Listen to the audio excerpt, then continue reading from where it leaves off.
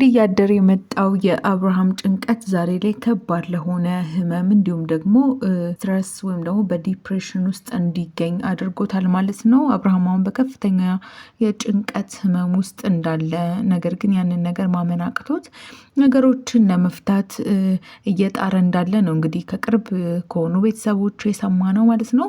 ይህ ነገር ደግሞ ወደ ከባድ መንገድ ያመራል። ዲፕሬሽን ወይም ደግሞ የጭንቀት በሽታ ቀስ በቀስ እያደር ሄዶ ራስን እስከ ማጣት ድረስ የሚያደርስ በሽታ ነው እና አብርሃም ዙሪያ ያላችሁ ሰዎች አሁንም በቅርቡ ያላችሁ ሰዎች ይህንን ነገር ጠንቅቅ ብላችሁ እንድታዩት እንድትመለከቱት እና ይህ ልጅ እንዲረጋጋ እንዲሁም ደግሞ ወደ ራሱ እንዲመለስ ነገሮችን ቀስ በቀስ ማስተካከል እንዲችል እንዲሁም ደግሞ የተረጋጋ ህይወት እንዲኖረው አብራችሁት ከጎኑ ልትቆሙ ይገባል እንላለን። ሰላም እንዴት ናችሁ ውድ ቤተሰቦቻችን? በሀገር ውስጥም ከሀገር ውጭም ያላችሁ ያላችሁበት ሰላማችሁ ይብዛልን። ለዚህ ቤተሰብ ደግሞ አዲስ ከሆናችሁ ሰብስክራይብ በማድረግ ቤተሰብ እንድትሆኑና የተለያዩ አዲስ ያልተሰሙ ቤተሰባዊ መረጃዎችን ወደ እናንተ የምናደርስ ይሆናል ማለት ነው። ዛሬም በጣም እጅግ አስደንጋጭ የተባለውን ነገር እንግዲህ ሰምተናል ማለት ነው። ሁላችንም በዚህ ነገር አዝነናል። ይህንን ነገር አንጠብቅም ነበረ። ዛሬ ላይ እንዲህ በመሆኑ እጅግ በጣም አዝነናል። ነገር ግን ከዚህ በፊት ስንለው እንደነበረ አብርሃም ነገሮችን ቀድሞ ማስተካከል ይኖርበታል። ከባድ ወደሆነ መንገድ ከባድ የሆነ ጭንቀትና በሽታ እያመራ ነው ስንል ነበር። ዛሬ ላይ ይህም ነገር እንግዲህ ሆኖ አይተናል። እጅግ በጣም ያሳዝናል። አስደንጋጭም ነገር ነው። ይህንን መረጃ ለእናንተም በግልጽና በዝርዝር ልናስረዳችሁ እኛም እዚህ ተገኝተናል ማለት ነው። አሁንም አብራችሁን ስላላችሁ እናመሰግናለን። እንግዲህ ዛሬም እጅግ በጣም አስደንጋጭ እንዲሁም ደግሞ በጣም ሁላችንንም ያስደነገጠ አንድ ጉዳይ ተከስቷል ማለት ነው። ይህም እንግዲህ በአብርሃም ዙሪያ ያለ አንድ ጉዳይ ነው። ይህም አብርሃም አሁን ላይ በጣም ከባድ በሆነ የአእምሮ ህመም ወይም ደግሞ በዲፕሬሽን ውስጥ እንደሚገኝ ነው እንግዲህ የተገለጸው።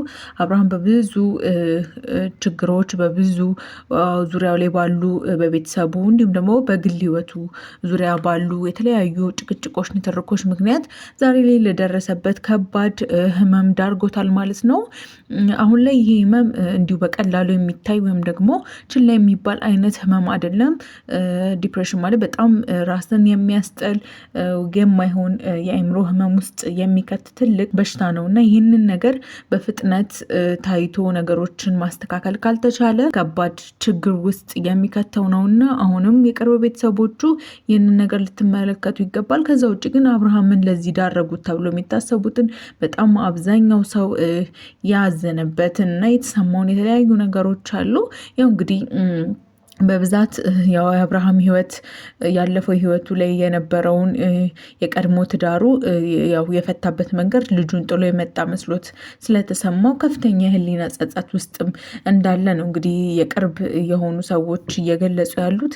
ከዛ ባለፈ ግን የኃላፊነት ጫና ያው በሄርሜላ እንዲሁም ደግሞ በሩታ በኩል ያለው የተለያዩ ጭንቀቶች ኃላፊነቴን አልተወጣውም የሚል ከባድ የሆነ የአእምሮ እረፍት እንዲያጣ አድርጎታል ማለት ነው። በሌላ በኩል እያንዳንዱ ህይወታቸው ሶሻል ሚዲያ ላይ ስለሆነ የማህበረሰብ ጫና በቤተሰብ በኩልም እንዲሁም ደግሞ በጓደኞች የተለያዩ የሚሰጡ አስተያየቶች ወይም ደግሞ እሱን ላይ ብቻ ነገሮችን ማተኮር የብቸኝነትና የበታችነት ስሜት እንዲሰማው አድርጎታል የሚልም የተለያየ ሀሳብና አስተያየት እየተነሳ ነው ማለት ነው።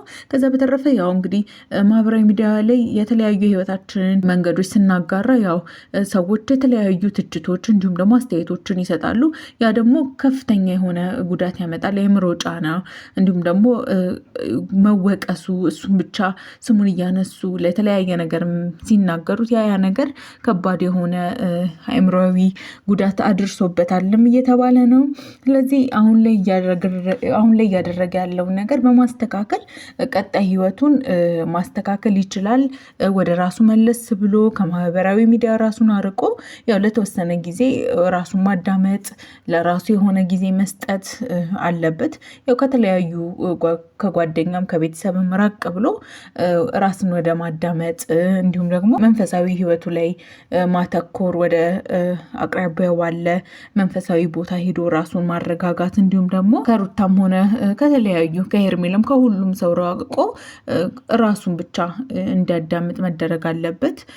ከዛ ውጭ ደግሞ ከንትርኮች እነዚህ ከጫጫታ እንዲሁም ደግሞ ደግሞ ከፍተኛ የሆነ ግጭት ከሚያስነሱ ቦታዎች ራሱን ማግለል እና ለራሱ የሆነ ወሰን ማበጀት አለበት። ከዛ ውጪ ከሩታ ጋርም ይቅርታ ቢጠይቃት እንዲሁም ደግሞ ለተረጋጋ ህይወቱ ለራሱም ስለሚጠቅመው ቀጣይ ያለውን መንገድም ለማስተካከል ከሩታ ጋር ያለውን ነገር በደንብ ግልጽ በሆነ መንገድ ነገ ላይ ሌላ ችግር ላይ ደግሞ ላይፈጥሩ አድርገው ነገሮችን በስትክክል ፈተው ይቅርታ መጠያየቅ አለባቸው። ከልብ አብርሃም ራሱ ይቅርታ መጠየቅ አለበት። ምክንያቱም ሰዎች ይቅርታ ሲጠይቁ የአእምሮ ጸጸትንም አብረው ስለሚያስወግዱ ማለት ነው። ከዛ ውጭ ደግሞ ወሰን ማበጀት ከሩታ ጋር ያለውን ግንኙነት ለምሳሌ ልጁን ብቻ ማግኘት ካለበት ልጁን ብቻውን ማግኘት እንዲሁም ደግሞ አሁን ከጀመረው ከአዲሱ ህይወቱ ከሄርሜላ ጋር ቢሆን ያለውን ግንኙነት በልክ መወሰን ካለበት ወስኖ ከዚህ በኋላ ያለውን መንገድ ያለ ጨዋታ ያለ ቀልድ በስትክክል ነገሮችን ፕራንክ በሚል የተለያዩ ምክንያቶች ከሌሎች ሰዎች ጋር እሷ የምታደርገው ነገር ይረብሸዋል እና ያ ነገር ሁሉ መጽዳት አለበት። ስለዚህ ለእሱ ትክክለኛው ነገር አንደኛ ነገር ቤት ጥሩ የሆነ ወንድም አለው ዴቭ፣ እሱ ማግኘት ከቤተሰቦቹ ጋር ጊዜ ማሳለፍ ለራሱ ጊዜ መስጠት ትክክለኛው የሆነ ወደ ራሱ መመለሻ መንገዶች ናቸውና እነዚህን ነገሮች ቢከተል መልካም ነው እንላለን። እኛም ውድ ቤተሰቦቻችን እናንተስ ሀሳባችሁ ምንድን ነው በዚህ ነገር ላይ? እንዲሁም ደግሞ አብርሃምን የምትወዱ አብርሃምን የምታከብሩ ቤተሰብ የሆናችሁ እስቲ እናንተስ ሀሳብ አስተያየታችሁን ግለጹልን። አብራችሁን ስላላችሁ ከልብ እናመሰግናለን። ለዚህ ቻናል አዲስ ከሆናችሁ ደግሞ ሰብስክራይብ በማድረግ ቤተሰብ እንድትሆኑን እንጠይቃችኋለን። በያላችሁበት ሰላማችሁ ይብዛል።